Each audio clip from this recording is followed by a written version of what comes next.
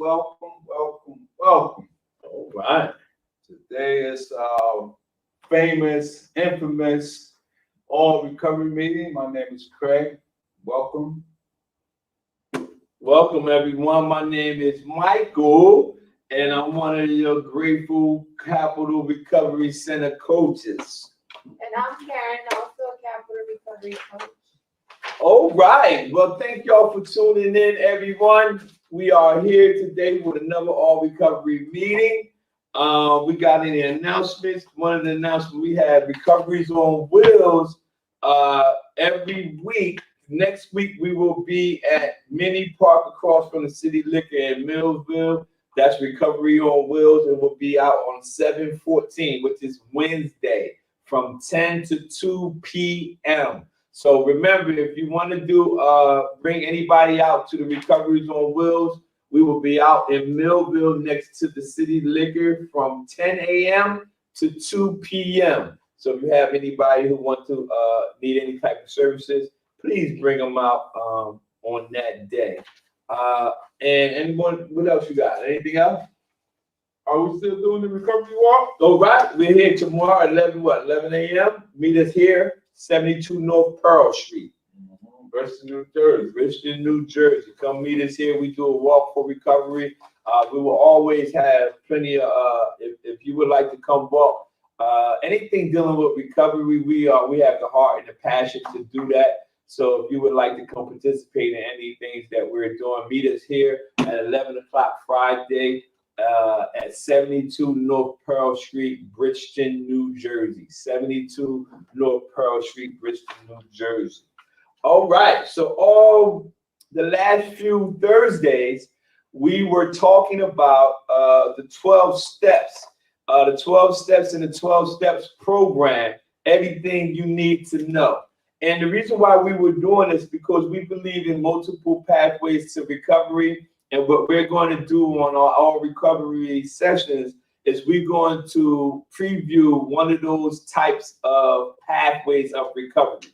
Because different individuals chose to use different pathways. We don't want to discredit the path that individuals are using. So multiple pathways of recovery gives us a detailed list. We may not do an exhaustive list of those pathways, but we will do synopsises over certain different pathways. So this week, we're concluding 12 steps. And we're going to start at step 9. We're finishing. We're going to do step 9, step 10, step 11, and step 12. So first, we're going to do step 9. You want to go in here, buddy? Why not? All right. Step 9. And that step is justice. May direct amends to such people wherever possible, except when to do so would injure them or others. Step 9 drives an affected individual to take action to mend their social harms. 2 central themes apply here. Make direct amends wherever possible. Once again, 2 themes here are made direct amends, number 1, and number 2 is wherever possible. I don't want to skip make direct amends, but I want to point out whenever possible. This is very important. I have to put over pause and park right here for a moment because I remember one time I wanted to make amends to someone that I had offended due to my substance use disorder. But in order for me to do it, I had to go into an area where I possibly could have been triggered to use. So it actually wasn't a good thing to do. So whenever possible, that simply means if it's not a good time to do it, don't just try to work the steps and go to an area or a place where it might jeopardize your recovery process. Mm-hmm. And also, since it says wherever possible, why not use this platform? Come on. If there's anyone that I have hurt or harmed in the past or present or any way, shape, form, or fashion, I extend my sincere apology unto you. All right. All right, let's move on. Direct amends means one should give an in-person apology attempt to fix the harm, and request forgiveness.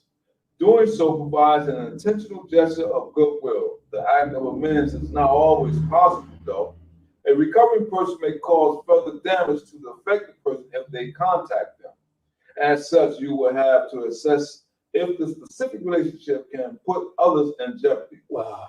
This can be mentally, physically, socially, or even legally if a crime was involved. If further harm is likely to be caused, it'd be wise to accept amends cannot be made. Indirect amends can be tried in some cases if in-person contact is too much of a risk. Mike just talked about that. That's right. Risk factor.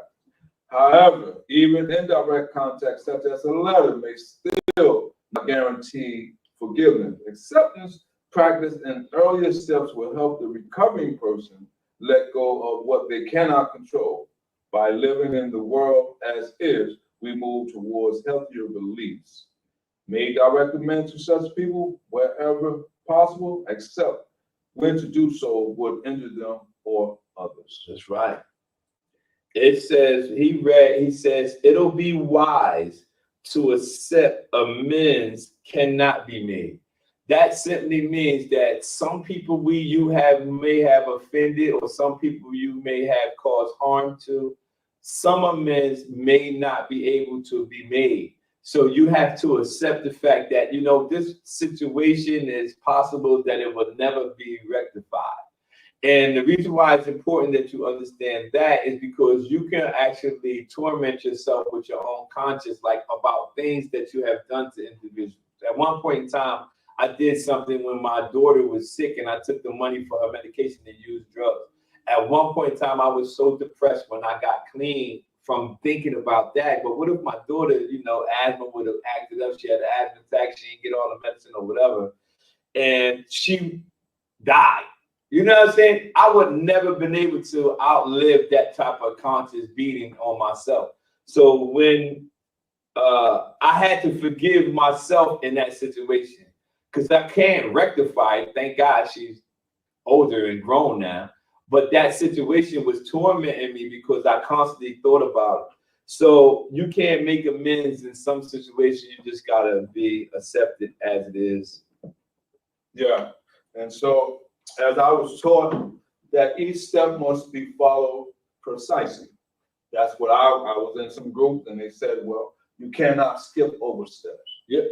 You got to one step at a time, 1 through 9. And so if you find it very difficult or challenging, ask someone to help you along the process to get it done. But they are steps that should be done in chronological order. Yeah, it's not 12 elevators. It's not one.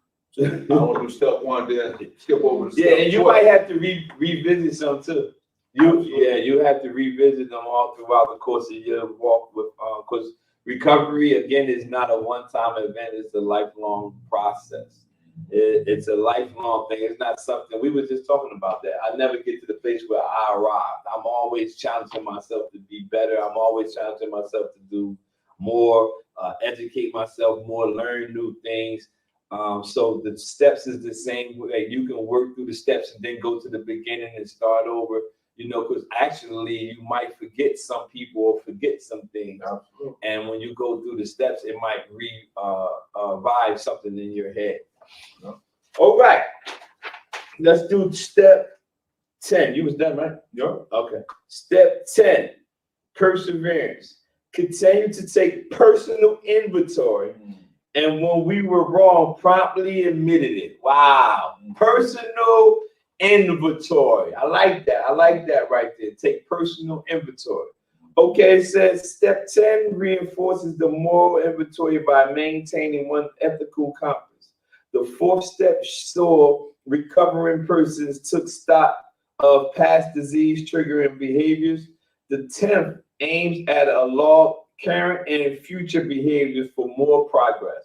If one continues to view addiction as a disease, one can continue to minimize the risk of agitating it. As such, progress does not mean one is cured or in control of disease. Admitting Imperfect moments reduces the illusion of controlling the cycles of guilt. Further, this type of admission to an external force keep the affected accountable. The higher power and the fellowships of 12 steps keep people focused on recovery. Continue to take a personal inventory, and when we were wrong, promptly admit it. When we take a personal inventory, we are judging or evaluating our own selves. We don't need individuals to do it for us. We are continuing to take a personal inventory. This is something that must be done on a regular basis, no matter if you're working the 12 steps. Taking a personal inventory should be something that you look at all throughout your life. Absolutely. It's just like a regulator. Anyone know about anything about a regulator or a thermometer or a thermostat? You know, you set a gauge, you know, and you take an inventory, see if it's too high, and see if it's too low. If I'm doing anything, am I making any progress? That's the goal. You know, evaluate yourself to see if you're making progress. And if you don't not making any progress, keep evaluating yourself until you emerge. Yeah. And so that way, you're not self-imploding. You're just constantly looking for ways to improve. And also, if you have suffered the relapse recently, or you keep finding yourself suffering the relapse repeatedly, taking a personal inventory of your relapse prevention plan is the very thing that you can do, even though you're in the process of a relapse. You have to look at your relapse prevention plan. What did you have in place? Did you have a strong support network? Were the people in your support network discouraging you or encouraging you? You got to look at the personal inventory. It's about you. It's not about anybody else. Always take a personal inventory, no matter how many years removed from a substance use disorder I have. I constantly take a personal inventory and say, is this a good situation for me to do? Is that a good situation for me to do? Will I do this? Should I do this? Should I build up my spiritual foundation? Continuing to take a personal inventory is something that you must do in the process of recovery. I think in anybody. Oh, absolutely. Anybody. What we got here? Step 11. Oh, wow. Step 11 is spirituality. Sought through prayer and meditation to improve our conscious contact with God as we understood Him, praying only for knowledge of His will for us and the power to carry that out. Step 11 continues the trend of talking and listening to a higher power. These concepts are established in the following terms: prayer, meditation, conscious contact. As stated previously, spiritual language is purely for individuals to define. However, it helps to think of prayer as talking and meditation as listening. Conscious contact with a higher power simply means talking and listening with intention. With the goal of growth in mind, one must use talking, listening, and reflection as tools. Being humble is the key to progress here. Intentional listening requires humility. The same applies for asking for help or sharing aspects of guilt, burden, and gratitude. Sought through prayer and meditation to improve our conscious contact with God as we understood Him, praying only for knowledge of His will for us and the power to carry that out. Wow, this scripture. When it's in you, it's in you. Don't fight it. Hey, this is powerful step right here, man. It is sought through prayer and meditation. She says, however, it helps to think of prayer as talking and meditation and as listening. Conscious contact with a higher power simply means talking and listening with intention. That means once you develop this type of prayer and meditation, you're listening with intention to do something. If it's trying to rectify a situation, correct the situation, or move yourself to the next level on your recovery process, you are listening with intention. This is good when we're dealing with recoveries or participants or clients or whatever you call them at your agency. to tell them, you know what I mean, you giving them information, but hopefully they're listening with intentions to carry out the information that we are providing them with. And so with that said, for me, I use my higher power for my recovery. Because I know a lot of times I try to do it on my own and I failed at it tremendously. I worked out for you. Well, I failed at it tremendously. And once I tapped in to my higher power, as I understand, That's right. for me, and I have been blessed tremendously. And my higher power, I like to say, is my Lord and Savior Jesus Christ. Now, let me tell you, this walk, it's not an easy walk. At all. So it's also very challenging as well. But you always have to stay positive. You have to do the work. You have to do the inventory, and you got to make an assessment, and just stay in tune with your higher power as you know it. Yeah. All right. And also, I'm sorry, go ahead. And also, when she had read, it says, with the goal of growth in mind. When I'm listening to somebody, I have spiritual advisors or people that I look up to spiritually. I call them spiritual advisors, mentors, sponsors, whatever terminology you want to use, I have. But when I talk to them, my goal is growth in mind. How can I grow in that area? If I'm teaching, I teach about the Bible all the time. And if I feel I can grow in that area, I talk to my spiritual advisors and I ask them, you know, how can I grow in this area? If I'm at work and I'm trying to grow in the profession that I'm in, I'll try to get trainings and stuff, but I always have growth in mind. How can I grow? In my recovery life, I always focus on how can I grow from last year to this year? What can I do different to continue my process of maintaining my sobriety? All that is the process of me having the goal of growth in mind. So when I go through my prayer and my meditation, I always have my conscious contact with God, who I call Jesus Christ. I always have growth in mind. How can I grow?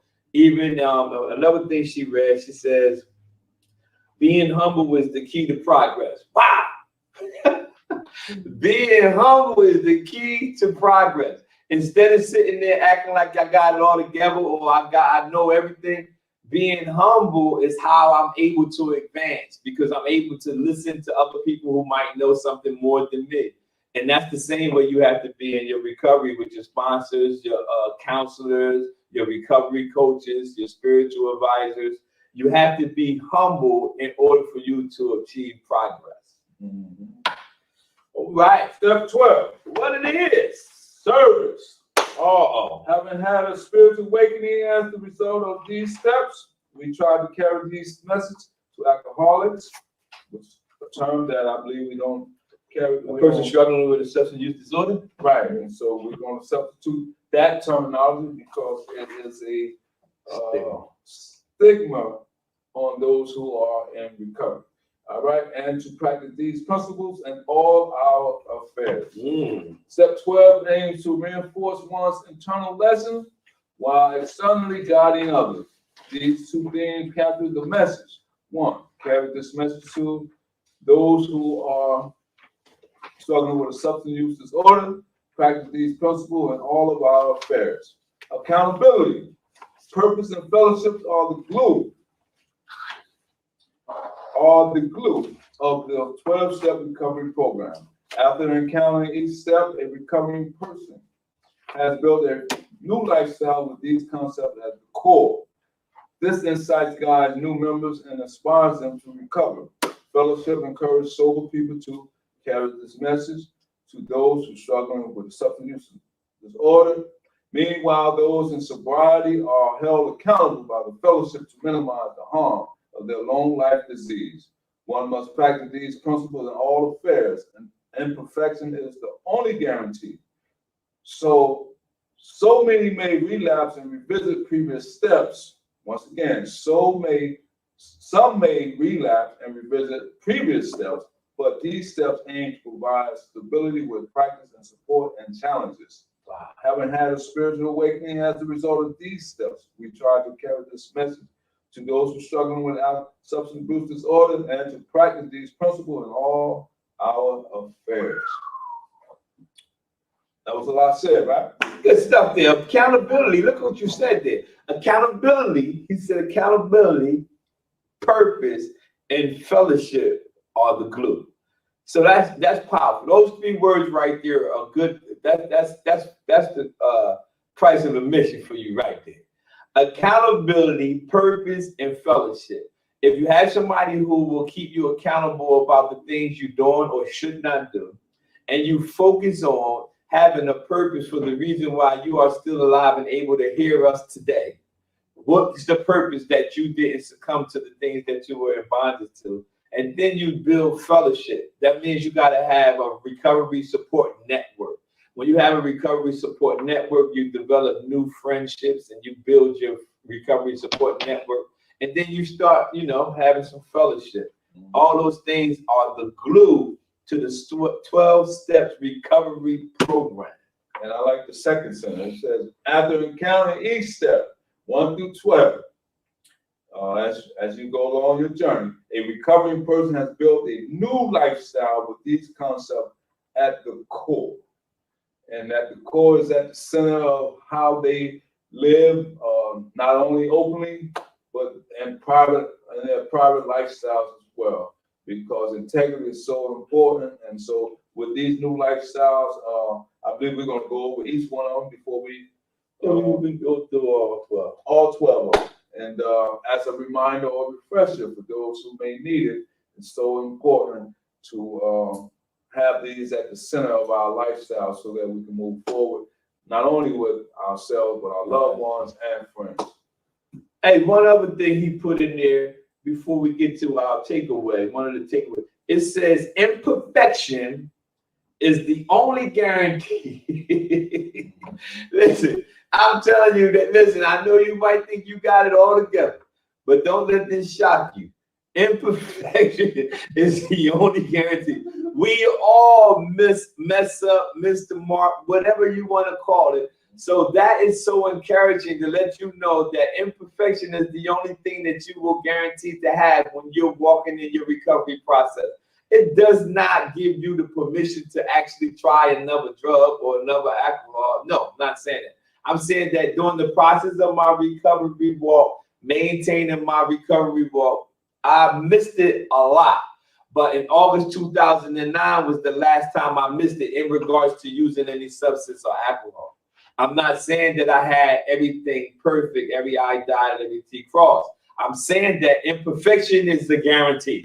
So if you find yourself in your recovery walk and you find yourself missing the mark and messing up a few different times, don't really beat yourself down too much. Pick your head up and remember that imperfection is a guarantee. You will mess up. Just try to do better. And just like the steps said, after having a spiritual awakening as a result of these steps, we try to carry this message to people struggling with a substance use disorder and to practice these principles in all our affairs. That means from step 1 to step 12, practice using it and it becomes a lifestyle. All right. We're looking at, what about a takeaway here? Why not? All right. One of the takeaways is I picked one of them. Each of the 12 steps focuses on unique aspects.